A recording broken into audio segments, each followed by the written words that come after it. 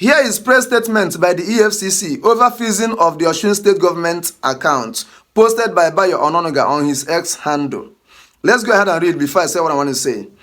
Efcc press statement. Why Efcc froze Osun State government account? The Economic and Financial Crimes Commission (EFCC) is compelled to publicly address issues pertaining to its preventive moves in freezing the bank accounts of the Osun State government without prejudice to the imminent governorship election in the state. The commission has been busy investigating the Osun State government since March 2026 regarding alleged fraudulent handling of ecology funds, intervention funds, and the Federal Account Allocation Committee (FAAC) account to the tune of 11 billion naira.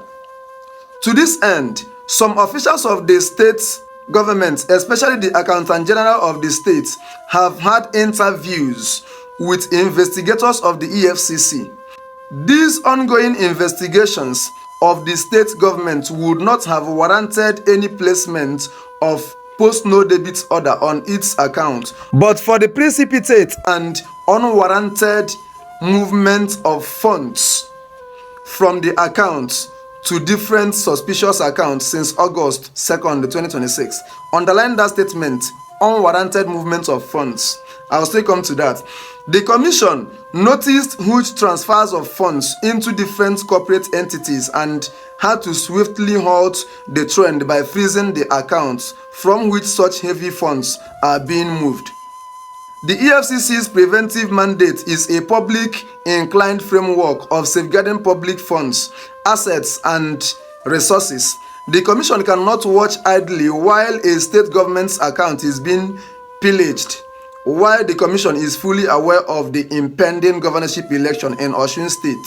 It has a responsibility to act in defense of the sanctity of the funds of the state. It will be uncharitable for the Commission to allow an excuse of upcoming election to fold its arms to perform its legally assigned functions. It's equally needful to state that the Commission is keeping watch over the finances of other states like Osun State. Many of these states are on the investigative radar of the Commission to ensure accountability and probity. The Commission has always pointed out that it is non-partisan, is a lie, and non-sectarian, but always working in the overall interest of Nigerians. The Osun State government's account was frozen to save public funds from being looted. Indeed, are you sure? Then, the public is enjoined to ignore false narratives and deliberate demonization of the works of the EFCC. The interests of all Nigerians are greater and will always be protected by the Commission. Dele Oyewale. This is the same EFCC that has turned deaf ears and blind eyes towards so many news flying across the media of how several millions, billions, and trillions have been missing in this country ever since APC took over the affairs of this country.